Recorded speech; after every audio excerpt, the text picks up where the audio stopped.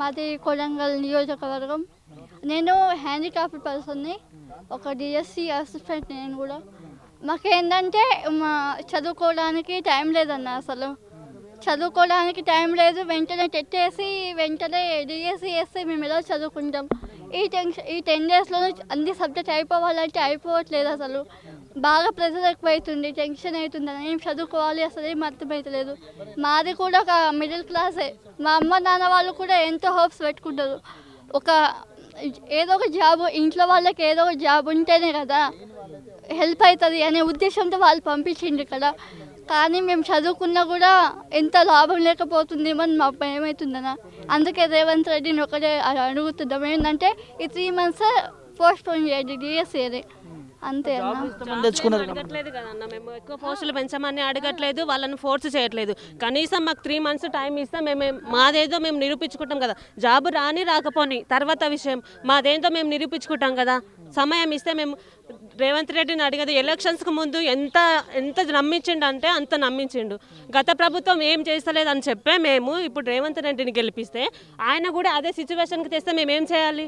నిరుద్యోగులు ఎక్కడ పోవాలి? సరే సీనియర్స్ ఉన్నారు, వాళ్ళు సంవత్సరాలు చదువుతున్నారు, కాదన్నట్లే మేము కూడా చదువుతున్నాం, అప్పటి నుంచి చదువుతున్నాం. ఇప్పుడు రివిజన్కి కూడా టైం లేదు కదా. ఒక 20 days 30 days కూడా టైం లేనప్పుడు మేము ఎంతగానో మనీ ప్రెజర్ తీసుకోవాలి? 1 week నుంచి అసలే టెన్షన్ అవుతుంది అన్న, చదవబుద్ధి కావట్లేదు, ఏం చేయాలో అర్థం అవట్లేదు. సూసైడ్ ఇప్పుడు కానీ పోస్ట్పోన్ చేయకపోతే ఖచ్చితంగా సూసైడ్ అయితే చేసుకుంటారు అన్న. అంటే సెన్సిటివ్ ఉంటారు కదన్న, ఏదో తెగించి ఉన్న వాళ్ళు అయితే చేసుకోలేకపోవచ్చు, సెన్సిటివ్ ఉన్న వాళ్ళు ఖచ్చితంగా సూసైడ్. అప్పుడు ఎవరు బాధ్యులు అసలు? ఎవరిని అడగాలి అసలు? మేము నిరుద్యోగుల కోసమే నిన్ను గెలిపించినాం మేము. అప్పుడు ఆ గత ప్రభుత్వం వద్దని ఇప్పుడు నిన్ను గెలిపిస్తే నువ్వేం చేస్తున్నావు? కనీసం నైట్ నువ్వు మొత్తం నిన్న ధర్నా చేస్తే డిఎస్సి మొన్న ఏమంటారు అది ముట్టడి చేసిండ్రు కదన్న, విద్యాశాఖను ముట్టడి చేస్తే కనీసం పట్టించుకోవట్లేదన్న. మేమంతగానో మా అమ్మ నాన్నలకి అందరికీ చెప్పి మొత్తం మా గల్లీలోనే చెప్పి ఓట్లు వేయించినాం. ఎందుకు మాకు ఉద్యోగాలు వేసలేవు? కేసీఆర్ ఉద్యోగాలు వేసలేడు, కనీసం మాకన్నా ఉద్యోగాలు వేరే ప్రభుత్వం వస్తే ఉద్యోగాలు వేస్తాడేమో అని మేము ఇంతగానో కష్టపడి అందరికీ చెప్పి తిరిగి ఓట్లు వేపిస్తే ఇప్పుడు ఏం చేస్తుండే? కనీసం పట్టించుకోవట్లేదన్న, ఒక్కరన్నా పట్టించుకోవట్లేదు. వీళ్ళందరూ మంత్రులందరూ ఎక్కడ పోయిండ్రు? కనీసం మేము ఎక్కువేం అడగట్లేదు కదా. 3 months ఏమంటున్నాం? సీనియర్స్ ఉన్నారు, సీనియర్స్ గురించి మాట్లాడట్లేము. ఇప్పుడు మరి టెట్ ఎందుకు పెట్టిండు? అట్లాంటప్పుడు నువ్వు టెట్ పెట్టకుండానే షెడ్యూల్ అప్పుడే ఇచ్చేది ఉంటుంది, మేము అప్పుడే దానికి ప్రిపేర్ అవుతుంటుంది. నువ్వు అన్ని చేసి ఇప్పుడు ఎందుకు అట్లా చేస్తున్నావు? ఖచ్చితంగా మాకు డిఎస్సి పోస్ట్పోన్ కావాలి, 3 months కావాలి. తర్వాత డిఎస్సి పోస్ట్పోన్ కాకపోతే మాత్రం ఖచ్చితంగా సూసైడ్ అయితే చేసుకుంటాం. మీరే బాధ్యులు దానికి. కాంగ్రెస్ ప్రజాపాలనలో సూసైడ్ చేసుకునే అదే కదన్నా, ఇప్పుడు అదే ఆ సిచ్యువేషన్కే తెస్తున్నారు. ఇప్పుడు ఏం చేయాలి మేము? మాకు వేరే ఆప్షన్ లేదు. ఇంటికాడ ఎంతమంది మా అమ్మ నాన్నలు కష్టపడి మమ్మల్ని ఎంత కష్టపడి చదివిస్తున్నాను. మేమేమో వాళ్ళలాగా బాగా రిచ్ పీపుల్ ఏం కాదు, మిడిల్ క్లాస్ నుంచి వచ్చి కష్టపడి చదువుకుంటున్నాం. పోయిలో హాస్టల్లో చదువుకుంటున్నాం అన్న, లైబ్రరీలో చదువుకుంటున్నాం. కనీసం మా మీద కనికరం లేకపోతే ఎట్లా అన్న? నైట్ మొత్తం ఆడ అక్క వాళ్ళు అన్నయ్య వాళ్ళు అంతగానో ధర్నా చేస్తుంటే కనీసం రెస్పాన్స్ అవుతలేరు. ఆ మినిమం కామన్ సెన్స్ కూడా లేదా వీళ్ళందరికీ? ఓట్లు వేయించుకోవడానికి వచ్చిన వాళ్ళకు మినిమం కామన్ సెన్స్ లేదా? మేము అడుగుతున్నాం ఒకటే డిమాండ్, మాకు పోస్టులు ఎట్లానే పెంచట్లేదు మీరు, కనీసం మాకు 3 నెలలు టైం ఇవ్వాలి. సీనియర్స్ వద్దు అంటున్నారు అన్న, కొందరు చాలా సంవత్సరాల నుంచి చదువుతున్నాం మేము, మాకు కావాలి పోస్ట్ పోన్ వద్దు, మాకు వద్దు అని అంటున్నారు. మరి మొన్న టెట్ ఎందుకు ఇచ్చిండ్రు? మీరు అడగాల్సింది మాకు టెట్ వద్దు మేము రాయమని చెప్పాల్సింది వాళ్ళు. ఫస్ట్ వాళ్ళు చెప్తే వేయకుండే కదన్నా. మెజారిటీ అదే అన్న, మెజారిటీ పీపుల్ మాకు టెట్ వద్దు మేము రాయం, మాకు డిఎస్ఏ షెడ్యూల్ విడుదల చేయండి, దాన్ని బట్టి మేము ప్రిపేర్ అవుతామని చెప్పినట్టే వాళ్ళు వేయకపోతుండే. దాన్ని బట్టి మేము షెడ్యూల్ ప్రకారం అది షెడ్యూల్ కూడా మొన్న ఇచ్చిండ్రు. ఓకే, ఆ షెడ్యూల్ ముందు ఇస్తే సరే ఉంది కదా, ఎగ్జామ్ 2 months అనే టైం ఉంది కదా, చదువుకుంటుంటే ఎంతో కొంత మాకు చదవలేంత వరకు చదువుకుంటుంటే. ఇప్పుడు టెట్ వేసిండు, మధ్యలో టెట్ వేసిండు, మేము ఉన్న టైం అంతా టెట్కే చదువుకున్నాం అన్న. స్కోర్ 20% వెయిటేజ్ ఉంటుంది కాబట్టి ఆ టైం మొత్తం మేము దానికి. ఇప్పుడు పిఐ ఉంది, సైకాలజీ ఆల్రెడీ చదివినాం అనుకో, పిఐ ఉంది, కరెంట్ అఫైర్స్ ఉంది, జీకే ఉంది. ఇవన్నీ ఎట్లా చదవాలన్నా? మేము మెంటల్ టెన్షన్ అవుతుంది మాకు. ఖచ్చితంగా రేవంత్ రెడ్డికి ఒకటే చెప్తున్నామన్నా, ఖచ్చితంగా మాకు డిఎస్సి పోస్ట్పోన్ కావాలి 3 months. సీనియర్స్ గురించి ఆలోచిస్తే వాళ్ళు ఇంకా 2 months రివిజన్ చేసుకుంటారు, వాళ్ళకే బెనిఫిట్ కదన్న మాకన్నా. మేము ఇప్పుడే చదువుతున్నాం కాబట్టి మాకు ఇంకా సగం వచ్చు రాకపోవచ్చు, వాళ్ళు ముందు నుంచే చదువుతున్నారు కాబట్టి వాళ్ళకి ఎట్లయినా వస్తుంది. కాన్ఫిడెంట్ ఉన్న వాళ్ళు ఎందుకు పోస్ట్పోన్ వద్దు అంటున్నారు? వాళ్ళ మీద కాన్ఫిడెంట్ ఉన్నప్పుడు పోస్ట్ పోన్ ఎందుకు అంటున్నారు? మాకు దాని మీద కాన్ఫిడెంట్ లేదు, ఎందుకంటే మేము సరిగ్గా ప్రిపేర్ కాలేము, ప్రిపరేషన్కి టైం కావాలని అడుగుతున్నాం. ధర్నాలు చేస్తా ఉన్నా కూడా ప్రభుత్వం ముందు మా గొంతులు అర్థమవుతలేదు. ఏరు కోరి తెచ్చుకున్న పాపానికి బాధపడాల్సి వస్తుంది. గత ప్రభుత్వం కనీసం కేసీఆర్ అయితే కనీసం ధర్నాలు చేస్తుండ్రు, పిల్లలు ధర్నాలు చేస్తున్నారు, కనీసం రెస్పాన్స్ అన్న అవుతుండే. విద్యాశాఖ మంత్రి సబితా ఇంద్రారెడ్డి కనీసం ఇన్ఫర్మేషన్ అన్న ఇస్తుండే. ఇప్పుడు కనీసం వీళ్ళు పట్టించుకోవట్లేదు. మా దౌర్భాగ్యం అనుకోవాలి. అసలు మేము ఎంత మెంటల్ టెన్షన్కి గురవుతున్నాం అన్న మేమైతే. అదొక్కటే అన్న. కూడా మీ పైన లాఠీ చార్జ్ చేసినట్టు వింటా ఉన్నామమ్మా, ఏం చెప్తావు? నేను నిన్న వెళ్ళలేదన్న, ఈరోజు వచ్చిన. మహిళల పైన కనీసం మహిళలని చూడకుండా వాళ్ళకు ప్రొటెక్ట్ లేకుండా అర్ధరాత్రి ఆ టైంలో అసలు ప్రొటెక్ట్ లేకుండా లైట్ బంద్ చేసి అట్లా అసలు ఆ ప్రభుత్వం వస్తుందని అసలు ఎక్స్పెక్ట్ చేయకుండా ఉన్నామన్న. ఏం చేయాలో అర్థం అవుతలేదు. మేము నిరుద్యోగులను ఆత్మహత్యలు చేసుకుంటే కానీ వాళ్ళలో మార్పు రాదేమో. మరి ప్రజాపాలన అని 10 సార్లు చెప్తున్నాడు రేవంత్ రెడ్డి. ఏడ కనిపిస్తుంది ప్రజాపాలన? ఎవరిని అడగాలి? మేము గెలిపించిందే నిరుద్యోగులు అయితే నిరుద్యోగులను పట్టించుకోకపోతే ఎవడు పట్టించుకోవాలి? మరి నువ్వెందుకైనా సీఎం? మరి ఇంతమంది మంత్రుల మాటలు వినడానికి మమ్మల్ని అడగకుండా, మా పర్మిషన్ లేకుండా, మా బాధలు ఏందో తెలుసుకోకుండా నువ్వు ఎట్లా పర్మిషన్ తీసుకుంటావు? కనీసం అడగాలి కదా. ఇంతమంది 1 వీక్ నుండి 2 వీక్స్ నుంచి ధర్నాలు చేస్తుండ్రన్న. ఎవడు అడగాలి మమ్మల్ని?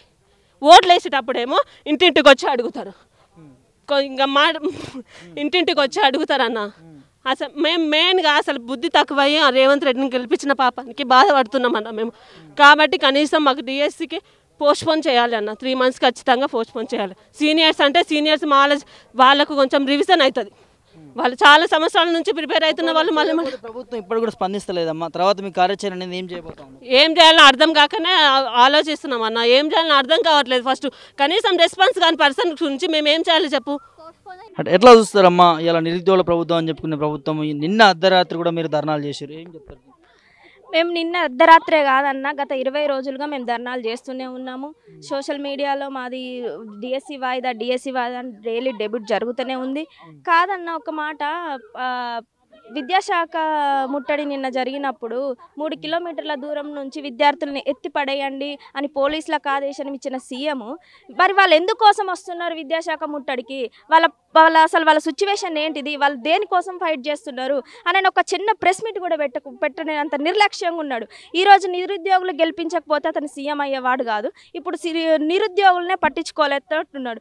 ఆల్రెడీ మా వాళ్ళు చెప్పారన్న, 60 ఏళ్ళుగా మేము కాంగ్రెస్ ప్రభుత్వాన్ని మేము చూస్తూనే ఉన్నాం తల్లి, ఇప్పుడు వచ్చినా కూడా మంచిగా చేస్తారంటే, లేదమ్మా మాకు ఇవన్నీ చెప్పిండు, ఇట్లా చేస్తాడు, ఇప్పుడు జనరేషన్ మారింది కదమ్మా అని మేము వాళ్ళ కాళ్ళు పట్టుకొని మరి ఓట్లు వేయించినాం.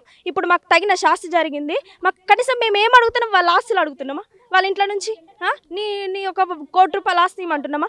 మాకు చదువుకోవడానికి టైం ఇయ్యా అని మొత్తుకుతున్నాం మేము.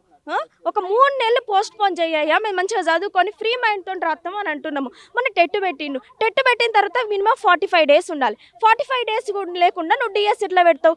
టెట్ పెట్టినప్పుడు టెట్కి సిలబస్ చదువుతాం కానీ డిఎస్సికి ఎందుకు చదువుతావు? ఎందుకంటే టెట్ మార్క్స్ యాడ్ అవుతాయి కాబట్టి, వెయిటేజ్ తీస్తారు కాబట్టి టెట్ కోసం ప్రిపేర్ అవుతున్నాం. మరి ఇప్పుడు డిఎస్సికి టైం ఇవ్వాలి కదా. మేము ఏం లేదన్నా, మాకు 3 నెలలు డిఎస్సి అనేది వాయిదా వేయాలి. అదే మా ప్రధాన డిమాండ్. అంటే పోలీసులు కూడా మహిళల పైన లాఠీచార్జ్ చేస్తా ఉన్నారు, ఇబ్బంది పడతా ఉన్నారు. అవన్నీ సీఎం ఆదేశాలు కదన్న. ఇప్పుడు మేము ఏంటంటే చీడ పురుగులము, మాకు ఒక వాల్యూ లేదు, ఏం లేదు. ఇంకా టీచర్లకు పిల్లలు స్కూళ్ళల్లో వెళ్ళాలి టీచర్లు అంటున్నాడు, కానీ ఈ టీచర్లను ట్రీట్ చేసే పరిస్థితి ఇట్లుంటుందా అన్న? ఈ టీచర్లను ఇట్లా ట్రీట్ చేయాలా? నీ దగ్గరికి విద్యాశాఖ ముట్టడి వస్తున్నారు అని పోలీసులు మీకు చెప్పినప్పుడు మీరు కనీసం ఒక ప్రెస్ మీట్ పెట్టి మీ బాధ ఏంది అని అడిగేంత లేదా? చాలా మంది అభ్యర్థులు మొర్ర మొత్తుకుంటున్నారు, డిఎస్సి పోస్ట్ పోన్ చేయండి అని చెప్పేసి. ఆ చెవికి వినబడకుండా నీ షెడ్యూల్ ప్రకారమే జరుగుతుంది అంటే నువ్వు ఆర్డర్ ఇస్తున్నావు. మాది అవసరం లేదా? నీకు మా ఒపీనియన్ అవసరం లేదు, వాళ్ళు ఏం కోరుకుంటున్నారని అవసరం లేదు. అసలు మా కోసం నువ్వు డిఎస్సి పెట్టినప్పుడు మాది కదా, నువ్వు ఒపీనియన్ అనేది ఏంటిదనేది తెలుసుకొని నువ్వు షెడ్యూల్ రిలీజ్ చేయాలి. అంతేగాని నీ అంతటా నువ్వు ఎట్లా షెడ్యూల్ రిలీజ్ చేస్తావు? మేము గత 20 రోజులుగా మేము అన్నిటి ముట్టడి చేసుకుంటున్నాము, రోడ్ల మీద పడి తిరుగుతున్నాము. అయినా కూడా మీరు డిఎస్సికి 3 నెలలు వాయిదా వేయకుంటే ఎలా ఉంటుంది? మా ప్రధాన డిమాండ్ ఒకటే అన్న, మాకు 3 నెలలు డిఎస్సి వాయిదా కావాలి, లేదంటే చాలా మానసిక ఒత్తిడికి లోనై సూసైడ్ చేసుకునేటువంటి పరిస్థితి మాత్రం తీసుకురావద్దు.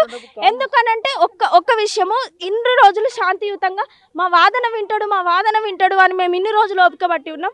#, షెడ్యూల్ అంటున్నారు. ఇదే మానసిక ఒత్తిడికి లోనై సీరియస్ అయ్యేంత వరకు ఈ ఇష్యూని సీఎం రేవంత్ రెడ్డి గారు అస్సలు తీసుకొచ్చుకోవద్దు. ఒక్క విద్యార్థికి ఏమన్నా అయినా కూడా రాష్ట్రం అంతా కల్లోలం అయిపోతుంది. ఒక 3 నెలలు వాయిదా వేయాలని మాత్రం మేము కోరుకుంటున్నాం. ఎందుకంటే ఇప్పుడు అలాంటి పరిస్థితి వచ్చింది కదన్న. ఫస్ట్ ఒక మాట, ఎక్కక ముందు ఒక మాట, ఎక్కినాక ఒక మాట. ఇప్పుడు నష్టపోయేది మేము, వాళ్ళు బాగానే ఉన్నారు. మాకు ఈ రోడ్ల పరిస్థితి వచ్చింది కాబట్టి నష్టపోయింది మేము, కాబట్టి మాకు ఒక 3 నెలలు వాయిదా వేయాలి అంతే.